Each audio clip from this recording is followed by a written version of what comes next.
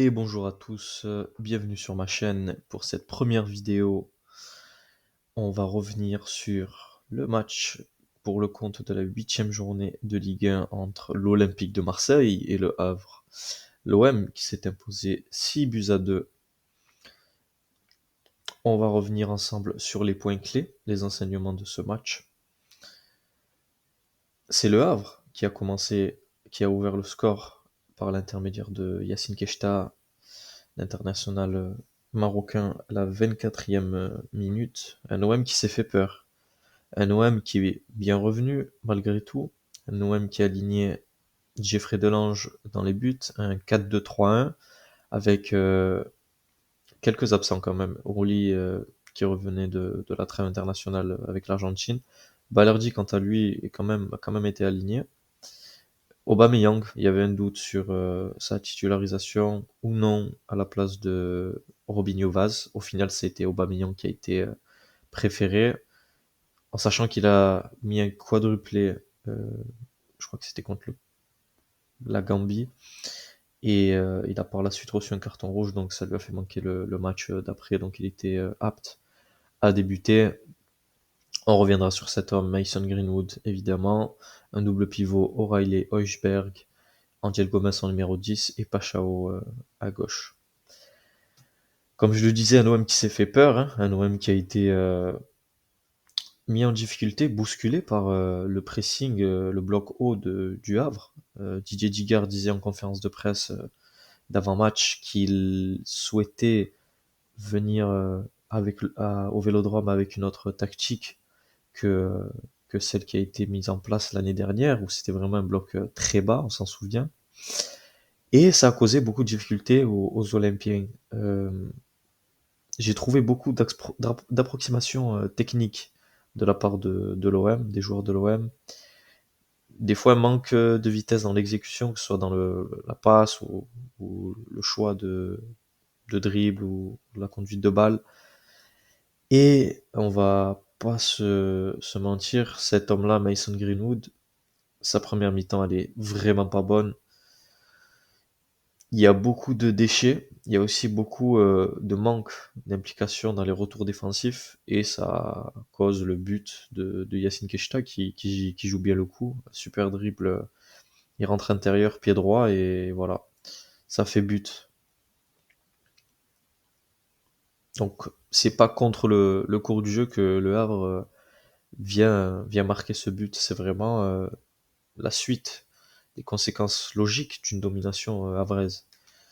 Évidemment, on peut pas parler de ce match sans oublier ce fait de jeu-là, marquant la main de Gauthier Loris sur une action offensive marseillaise. Je crois que c'était Angel Gomez qui a lancé Aubameyang, qui fait un super contrôle sur l'action. Il y a clairement faute, il y a clairement main, il y a clairement intention de jouer le ballon. On voit que sa zone de corps, il l'étend au maximum avec ses bras. Voilà. Après avoir dit ça, c'est vrai que c'est un carton, la décision de l'arbitre sévère, carton rouge et expulsion de Gauthier Loris. Et derrière, il va y avoir un penalty. C'est vrai que c'est sévère, c'est vrai que c'est cruel, surtout au vu de la physionomie du match et le bon début de match des Havrais. Mais de ce que les commentateurs Ligue 1 Plus ont dit, ça a l'air d'être la décision juste. Ça a pas été, ça a été revu plusieurs fois par l'arbitre et il semble que il juge que Gauthier Loris est le dernier défenseur, donc il annule une action de but. Donc ce penalty va être transformé par la suite par Mason Greenwood. L'OM va revenir au score, un partout. Une mi-temps quand même assez poussive hein, des Olympiens, avec une belle équipe havraise malgré tout, une belle équipe havraise valeureuse et qui a bien joué les coups. Mais l'OM va revenir en deuxième mi-temps avec d'autres intentions, jusqu'à la 60e minute, plus ou moins, où il y a une super action, ça part d'une touche sur la gauche de Murillo, qui va, euh, qui va lancer Robinho Vaz. Robinho Vaz, dos au but, super jeu de corps, très fort sur ses jambes, très fort sur ses appuis, qui va décaler Pacharon. Pacharon qui va faire une super course en diagonale avant de donner le ballon à Mason Greenwood. Ce qui est intéressant aussi, c'est l'appel de balle sans ballon de Pacharon après avoir donné le ballon, là où beaucoup se seraient arrêtés. Non, lui, il va continuer jusqu'au bout. Il va plonger derrière Greenwood. Ça va tirer quand même un défenseur. On voit Zouaoui qui est un peu en retard ici. Greenwood qui va se servir de cet appel pour rentrer sur son pied gauche derrière. Il tire, c'est dévié par Sanganté, il me semble, et ça fait but. 2-1 pour l'OM.